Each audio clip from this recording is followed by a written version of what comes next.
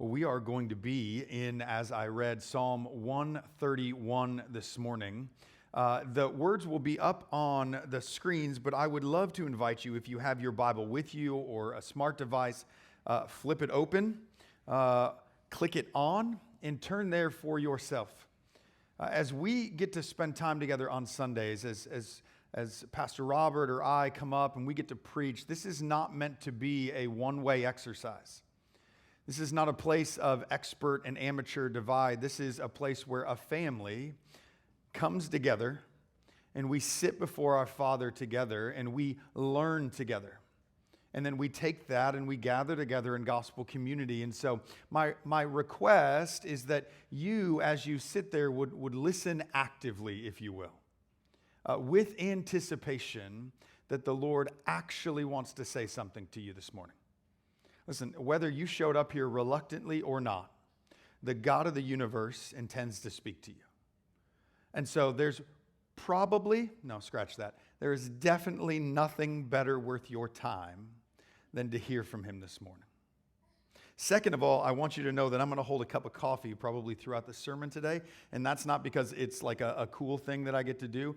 It's because you don't want to hear me, nor if you're close enough in row, feel me hacking up a lung while I'm up here.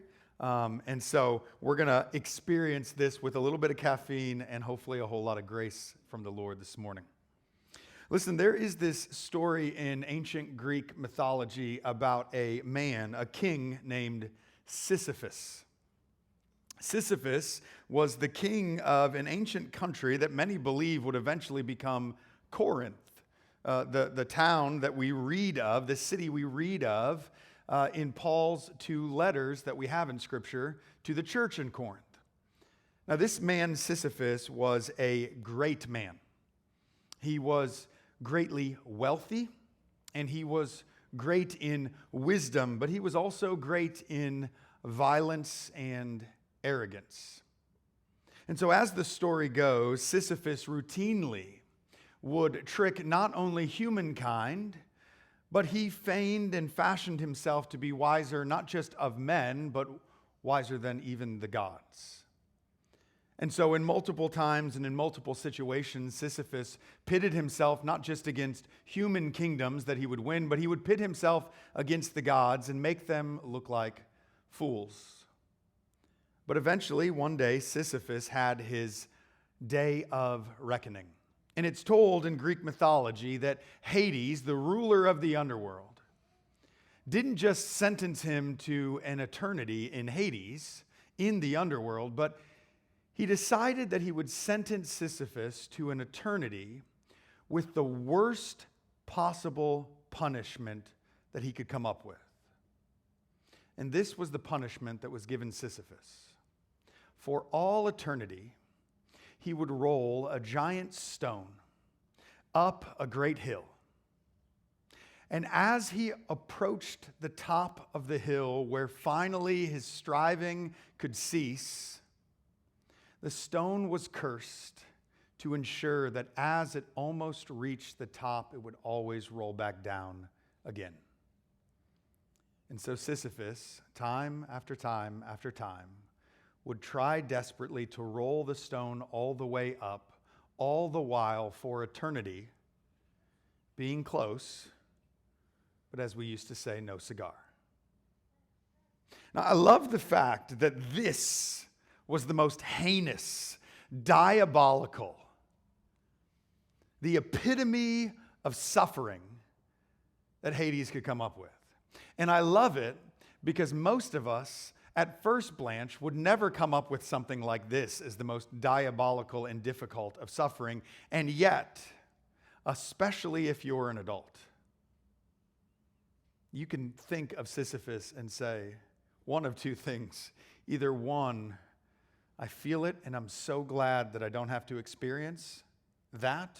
Or two, you might be sitting there asking yourself this question: is my true name Sisyphus? Because my life feels like I'm constantly rolling a giant boulder up a hill and I can never quite get to the top. You know, in the curse, as the Lord speaks it out over creation, when he gets to Adam, he essentially speaks a curse of futility. He says that because of the fact that sin has entered into the world, man's best efforts will no longer be enough. The world won't cooperate with mankind. That he will spend his days toiling over the earth and trying to provide for himself, but it just won't go as it ought to. Several years ago, my wife and I, before the Lord led us into ministry, we were living in the Chicago area, and I was working for a national lab. And we were pretty young. I think we had 2 kids at that point in time. And so once a week or so, my mom would typically call us and just kind of check in and ask how things were going. And what I didn't know is that I had come up with a routine phrase that I would say to her all the time. And it was mainly because I would never call her, and so I think I felt a little guilty. And so I'd have to come up with a good excuse why I would, as her beloved and only son, never call her. So she would call, and I would say, it's been a really busy week. It's been a busy week. And finally, one day, she stopped me, and she asked me a question. She said, has it ever not been a busy week? Maybe it's just a normal week, and you're just really busy. I remember a short while after I had heard my mother say this, I went into a meeting with my boss at work, and he said something to me, and it clicked that he said this all the time.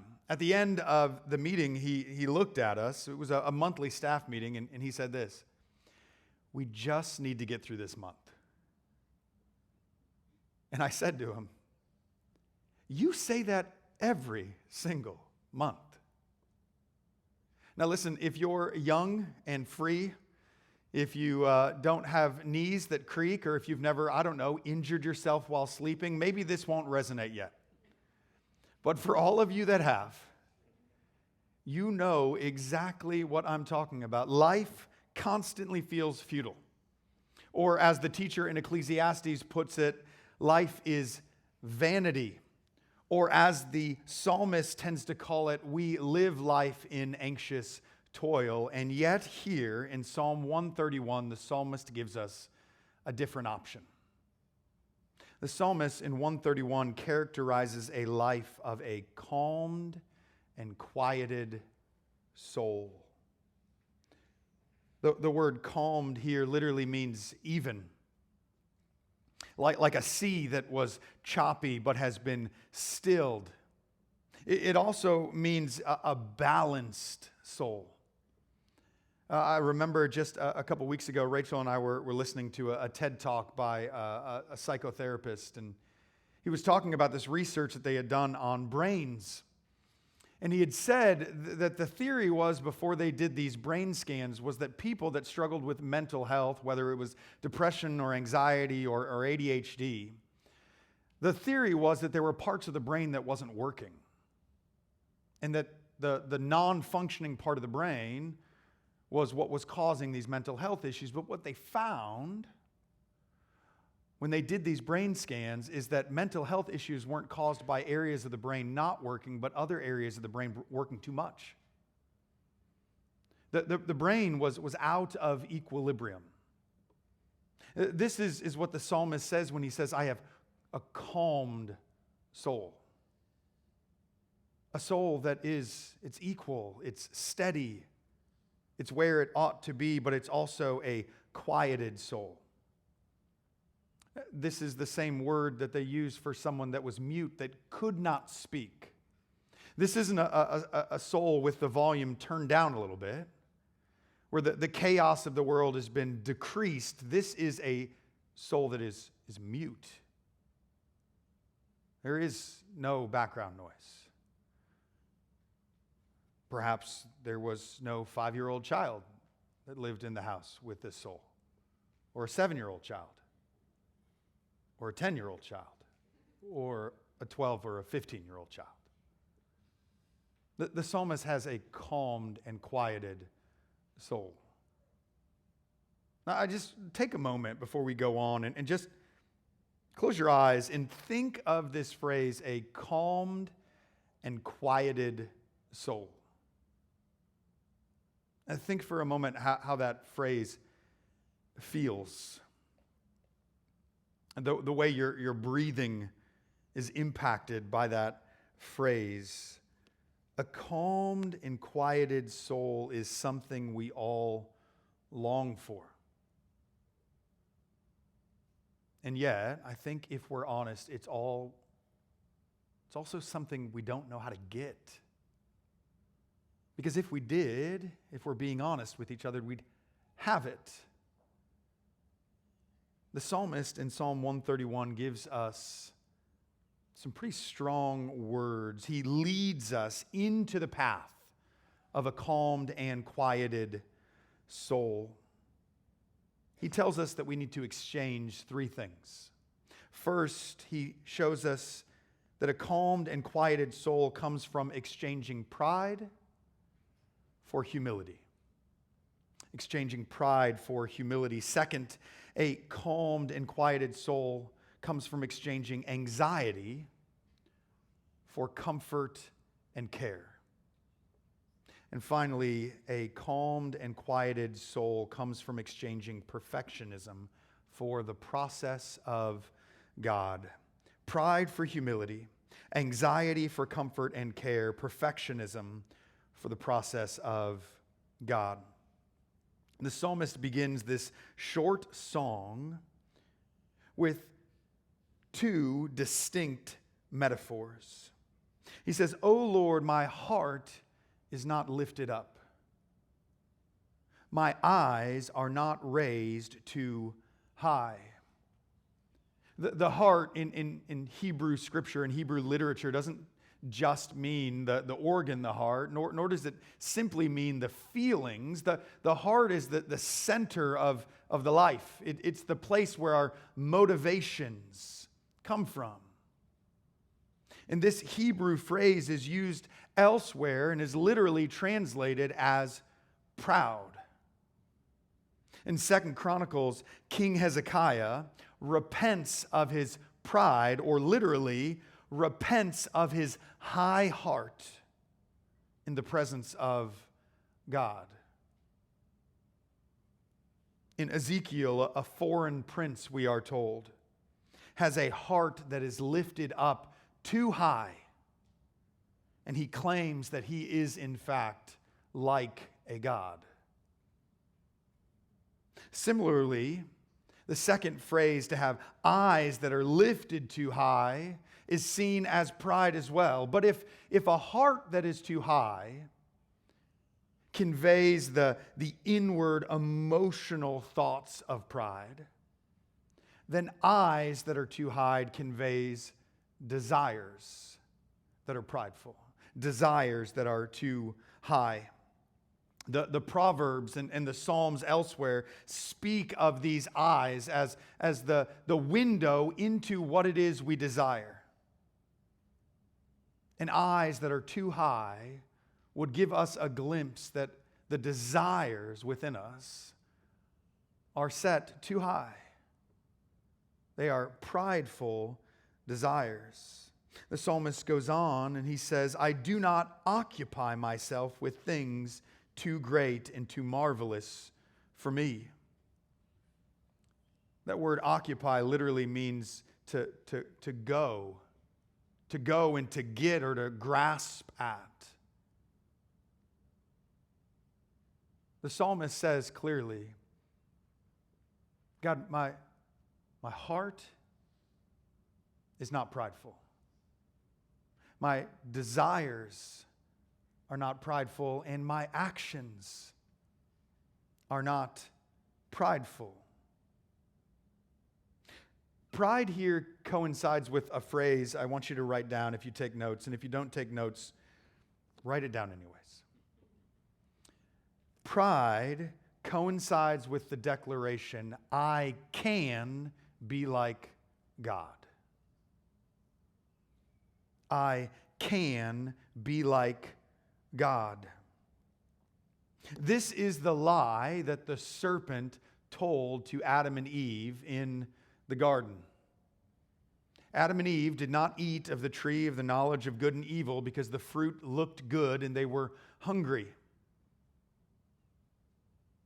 The temptation by the serpent was, if you eat of this tree that the Lord has told you not to, this tree that the Lord is holding out on you from, if you eat of it, you will be like God. But I also want you to see that the way that David confesses pride, the way that David speaks about pride here, it helps us to see something. One, this is a psalm of ascent, which meant that every time that the nation of Israel would make their way towards Jerusalem to engage in one of the annual feasts, they would, as they journeyed, they would, as an entire nation, an entire people, they would recite these psalms. And so the fact that the psalmist is speaking of overcoming pride, and the fact that the nation of Israel would sing this psalm together about overcoming pride says something really pretty profound and yet very simple, which is this: we all are prone to pride. Now, that might sound like a really biblical, Captain Obvious type of statement. But it's really actually quite comforting when Scripture makes clear that we are broken and needy. That we all are prone to something like pride.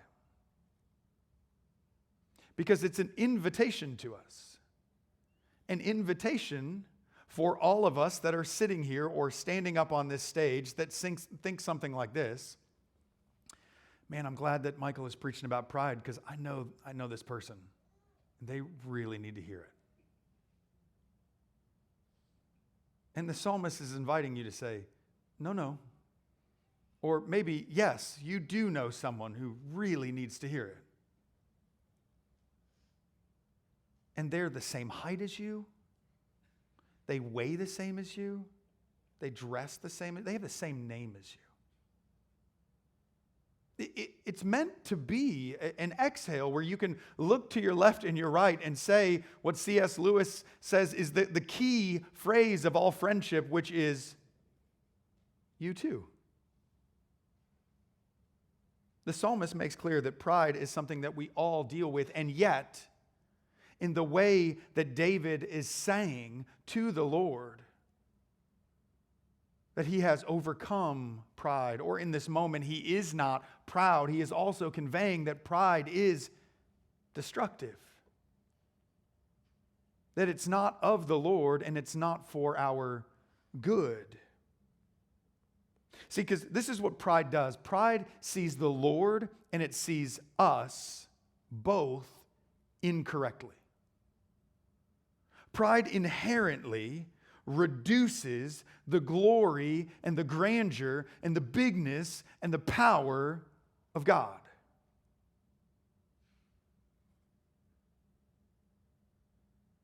And it also elevates us.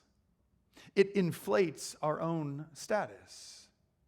It tries to convince us that we are far better, far bigger than we actually are.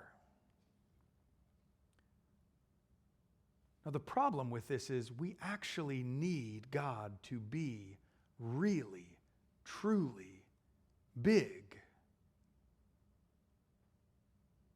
My 7-year-old son is one of our most creative kids, and he's also one of our most curious kids. And so he, of most of our kids, or maybe of all of our kids, is willing to sit down and watch something on National Geographic and be amazed by it. And so it wasn't too long ago we were watching something just about kind of our universe and the stars within our universe and our galaxy and the planets within our galaxy and the way that they orbit and rotate and the speed at which they do them. And in this little clip, they talked about how if our rotational speed slowed down just a little bit, or if our orbit was a little bit less of an ellipse, or if it was just a little bit longer, if we went just a little bit closer to the sun or further away at the furthest points, that life could not be sustained. We need a God of the universe who can and does hold the stars in his hand, that keeps our planet spinning and traveling at exactly the right distance so that life upon this earth can flourish. And in case you need me to say it, you can't handle that. And neither can I. And yet, day after day, we are prone to believe that we can rule and reign, that we can make our life filled with joy, that we can keep the peace, that we can ensure our own security, that we can ensure that our kids are raised and end up living the life that we have planned for them. We believe that we can be like God, and when we do, it crushes us.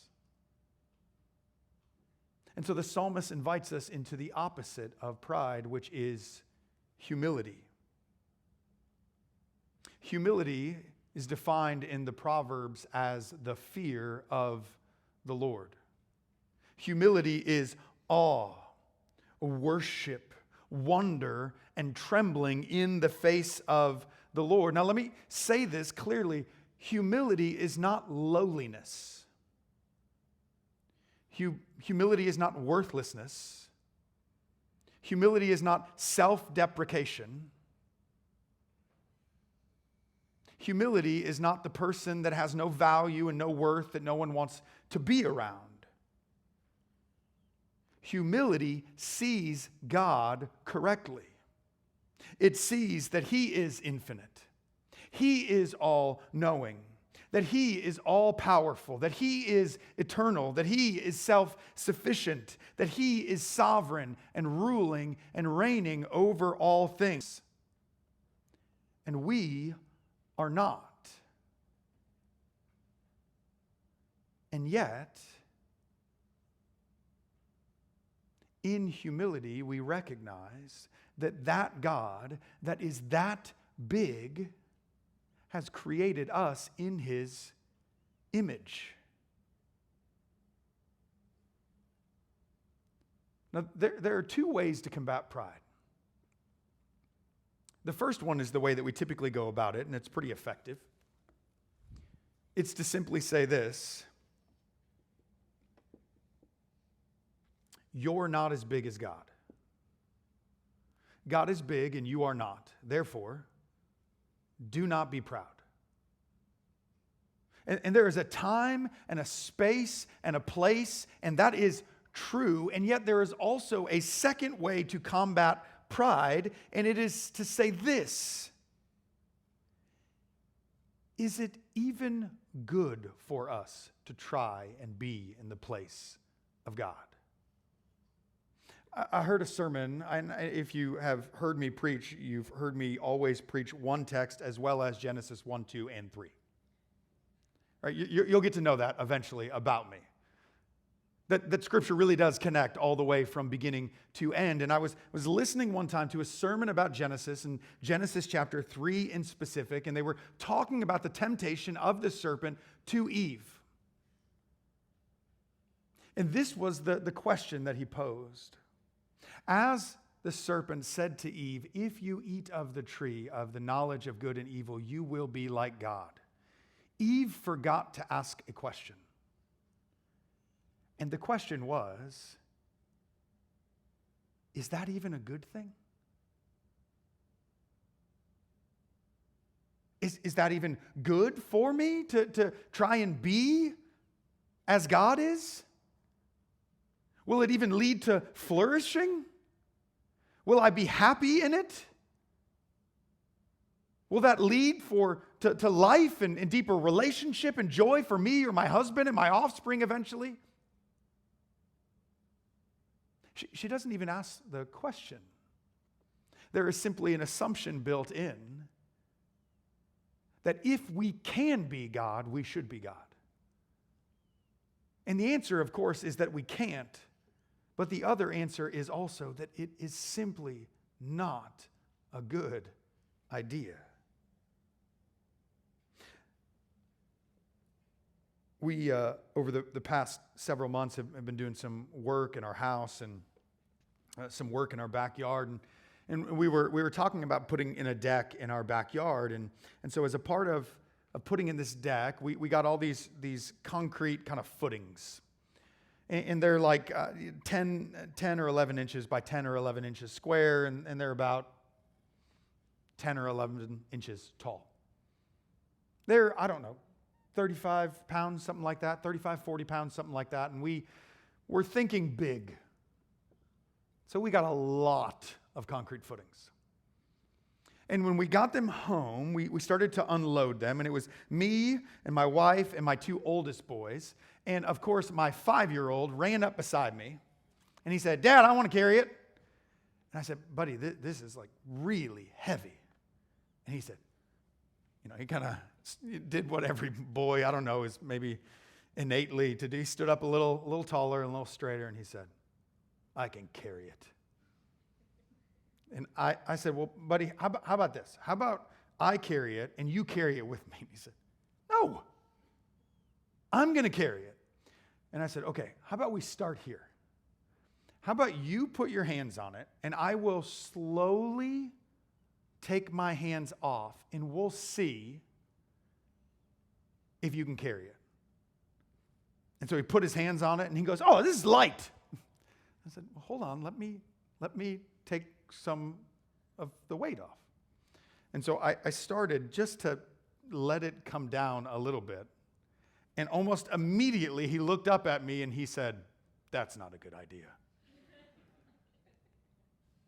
Right? And here's what's beautiful. What's beautiful is that my son came up to me and asked me, "Can I?" And was at least somewhat semi-willing to hear some reasoning from his father, or at least, in the very least, was willing to allow his father to be there as he tried to lift this. Now imagine that same scenario where my 5-year-old goes out to the trailer with these concrete footings and somehow is able to tilt it just so that it falls towards him, thinking, "I'm strong." It would crush him. It's not good for him to try and carry that weight. His 5-year-old body, as wonderful and full of energy as it is, was not created to bear that burden. And yet you and I, day after day, don't run up to our Father and say, "Father in heaven, can I try and carry this?" Instead, without turning to him, without seeking his wisdom, we take things in our life like control, like our provision, like our joy, like our security, like our value, like our worth, like our identity, and without a second thought say, "I will carry this." And it crushes us. We're not even like Sisyphus where we get it part of the way up the hill. It just doesn't budge. Humility says we can't carry these things, and that's okay because our God can and does. Where are you currently trying to carry something in your life that the Lord has not asked you to carry? Where in your life are you trying to be infinite, all-knowing, all-powerful, moms and dads, in more than one place at once. The great provider, sovereign and ruling over all things. Where are you trying to be more wonderful, more beautiful, more fearfully made? Where in your life are you trying to be exactly who you are, in need of grace and mercy, and receiving it moment by moment? The psalmist begins and says, to have a calmed and quieted soul, we must exchange pride for humility. But he goes on to say that we must exchange anxiety for care and comfort. If pride is the statement, I can be like God, write this down. Anxiety is the statement, I must be like God. If pride is the statement that says, I can be like God, anxiety says, I must be like God. If pride sees God as smaller than he actually is, anxiety sees him as more distant, uncaring, and unloving than he actually is.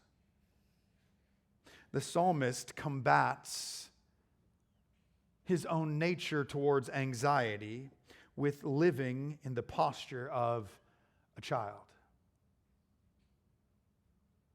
Now, if there's anything else you're going to hear in a sermon that I preach besides Genesis 1, 2, or 3, it's going to likely be a call to live like children. The psalmist tends to do it over and over and over again, comparing himself to a child,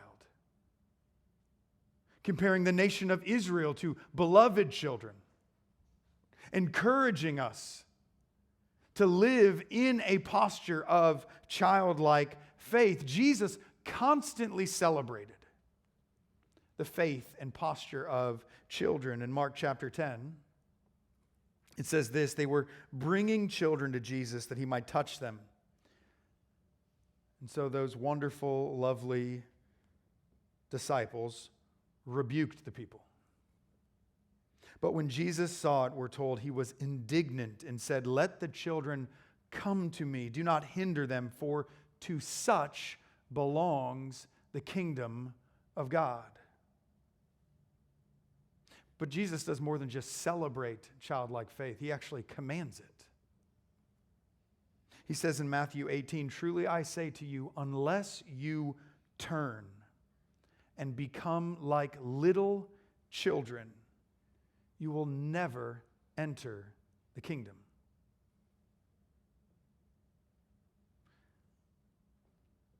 The psalmist says that the answer to anxiety is to be cared and comforted and loved like a little child. Now, the psalmist doesn't say that it's to be cared for and loved like an infant that would be unaware in some ways of the love and provision and care that it's receiving,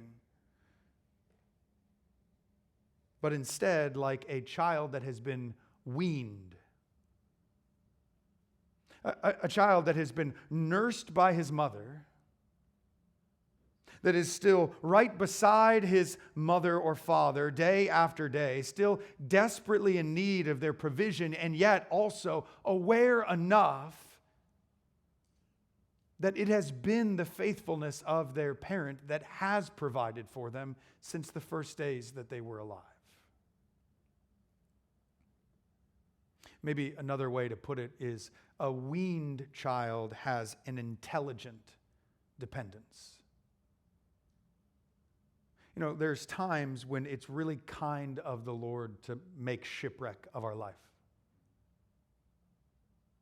It's really kind of the Lord sometimes to bring us to a place where we utterly fail, so that in that moment of failure, we have no recourse but to confess, Lord, I need you.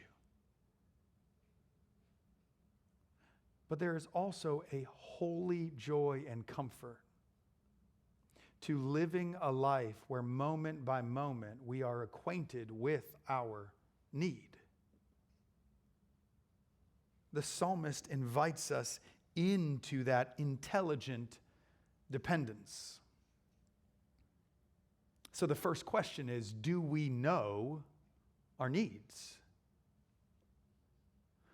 Rachel and I have, let's say we've been in a marital cycle of frustration. Does that sound pretty benign? We've been in a tough season, a season where it feels like we keep getting into the same argument over and over and over again. Now, for the sake of everyone here, I'm going to assume that you probably don't know what that's like, married couples. And so let me just describe it to you. It's frustrating. It's as if we can see the train coming down the tracks when it starts to roll. And yet, at this point in time, it feels like it's coming, whether we want to try and stop it or not.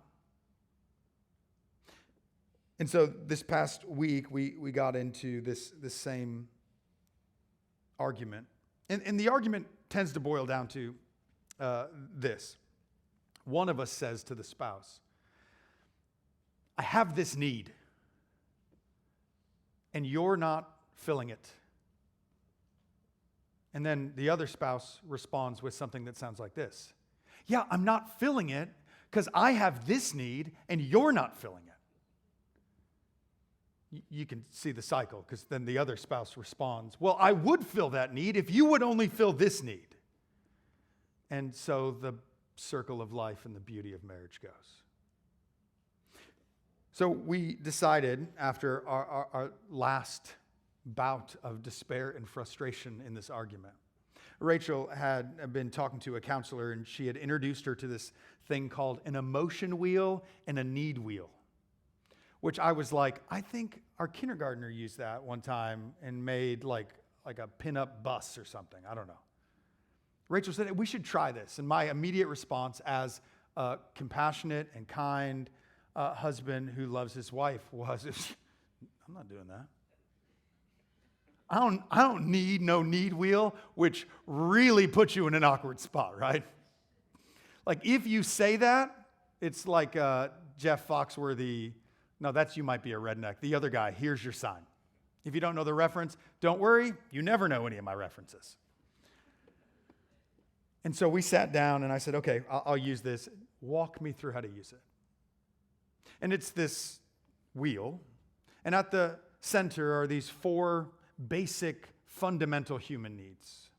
The need of relationship, the need of safety, the need of provision, the need of value. I'm still getting acquainted with the wheel. Outside of the wheel, of those 4 needs, then it breaks each of those needs down to 5 or 6 more specific needs in that category, and further down and towards the outside of the circle, it breaks those categories further and further down. And so Rachel and I sit face to face with each other and we ask each other this question. What do you need? And Rachel, within, like 5 seconds, is vocalizing and describing to me really lovely the needs that she has. And then she hands me the wheel and she says, what do you need? And I read every single one of the categories. And depending on the day, think, I don't need any of this, or I need every single one of these. In all honesty, it's been eye-opening to me. Because what this does, this wheel, 60, 70 needs it paints, is that they're basic needs that we all have. They're needs that the Lord has created us with. And I'm sitting here as a pastor, as a man who counsels not just marriages, but men and women who are in need, and I'm looking at it and I'm astonished at how many needs I have that I've never even considered, or that tend to operate in the background that I never acknowledge until I go without them, and then I'm simply frustrated, angry, and or bitter, which was what was happening in our conversations. Listen, let me just tell you this. you're not very good at knowing your own needs. And you're probably even worse at articulating them. And so the first step of being like a child is sitting before our Father and the words that He has already given to us and seeing just how needy we are and what those needs are. And then we get to do the intelligent part of the dependence, which is then in that moment, we get to take those needs before the Lord and ask Him, will you meet them for me? See, this is what we do. Even when we feel our needs, we tend not to go to the Lord with them. And when we don't go to the Lord with those needs, you know what we fail to get? The opportunity to watch Him as He meets them. A weaned child, if you enter into the analogy, has lived watching their mother provide the very things that they need to grow and to stay alive for comfort and satisfaction. They know what they need, and they know and have experienced the meeting of those needs. And the psalmist invites us to do away with anxiety by becoming so acquainted with the faithfulness of our God and the way that He meets those needs, that when they bubble up, we would know, I know where to go to with them. My sister and brother-in-law have 4 kids, all 4 adopted. Their oldest, Max, was adopted from Thailand when he was about 3. And when he came home, we went over to their house to meet Max, me and Rachel and our 2 kids at the time, and my mom and dad. And when we got to the house to meet Max, Angie and Stephen set us down, and they said this thing that was so odd to me. They said, listen, if Max cries, don't go to him and comfort him. If Max is hungry, don't go get food for him. If he's thirsty, don't go get a drink for him. If he gets injured, don't go and swoop him up. Let us do it. And I was like, well, share the joy. What are you doing? And they said, Max doesn't yet know that we are his mom and dad. The ones from now and to evermore will provide for him and be there for him. And he needs to start to learn that.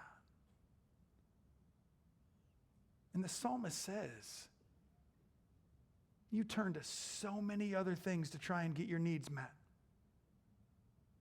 And so often you refuse to go to your Father in heaven and ask Him to meet your needs, that you're just not learning. You're not building up the relational capital that you can say in your moment of need, I know where to go with that. I've seen Him do it. But until we learn that, our soul will not be calmed and quieted. A calmed and quieted soul exchanges pride for humility. It exchanges anxiety for comfort and care from the Lord. And finally, it exchanges perfectionism for the process of God. This past summer, Rachel and I were at a family camp, and the speaker, there's an adult speaker, and then there's kid speakers, and the kid speakers always seem to be way more fun. But we were in the adult speaker session. And we get there, and he's talking about marriage, and we were in the season that I was describing, and we're like, oh, okay, this is going to be good. And the whole big point was you need to thrive, not just to survive. And so this was his big takeaway. So choose to thrive. I was like, are you kidding me? If I could just choose to thrive, would I be here right now? No. Like, life is not that simple. We are not that simple. So there's this piece at the end of the psalm where the psalmist says to Israel, hope in the Lord from this time forth and forevermore, where it's pretty easy for us to read that through the lens of choose to thrive, Israel. But the psalmist isn't saying that, and I know that for sure, and here's why. You know, before a lot of Psalms, there's these superscripts. These words that introduce perhaps the melody or the setting or the author of the Psalms. Who's the author of this psalm? It's David. David. If you know anything of the life of David, it's that while he desperately loved God, he was always, or at least often, desperately a mess. It would be easy enough if the story of David rolled out in a way where you could go, oh, okay, David is writing this now in that place after all of that messiness, where from now until evermore, he will always have a calmed and quieted soul. He will always choose humility over pride. He will always exchange care and comfort over anxiety. But I've read 1st and 2nd Samuel. And I can't find a period in the life of David where pride forever ceases, where anxiety forever ceases, where struggle and strife forever ceases, or maybe I can. It's when he dies. And so here's why I bring that up. David is known as a man after God's own heart, which doesn't mean that David was perfect in his devotion and piety towards the Lord. It meant that the orientation of David was towards the Lord. It was towards the Lord when he sinned, when he stumbled, when he failed, when he was confused, when he was afraid. He was the type of man that would fall down regularly, and yet he would get back up and again run towards the Lord. David is writing this psalm not because he's somehow arrived. He has perfected a calmed and quieted soul, but he has entered into the process of having his soul calmed and quieted by the Lord. See, because there would be a better David to come. A better David whose heart truly was a heart of a man fully, unequivocally, perfectly after God's own heart. And his name was Jesus. A man whose soul was calmed and quieted in the face of the Lord. A man who was perfectly humble, who perfectly knew the provision and care and comfort of our God. And by his sacrifice on the cross, that man, Christ, gave us his very Spirit, so that now Paul, writing about that gift, can say of you and I, he who has began a good work in us will see it to completion. See, because if you're like me, this is what you do when you read Psalm 31. That sounds great, and I'm going to try really hard. And then I'm going to feel so much shame and guilt the next time I'm proud. And the next time I'm anxious. And the next time my heart is not calmed and quieted. But we don't have to do that. Because the Lord is at work. He invites us daily to join him in that work. To fight against pride and to accept that we are beautiful, beloved dust. To live like little children, fully and utterly dependent, and yet also to live with utter and full, unwavering confidence that the Lord is conforming us into the image of Christ. That he is conforming our hearts to look like Christ. And that he who began a good work in us will one day, finally and fully, remove our heart of anxious turmoil. Remove our heart of endless striving. Remove our heart of pride. remove our heart of anxiety and forever replace it with the heart of Christ. Pray with me.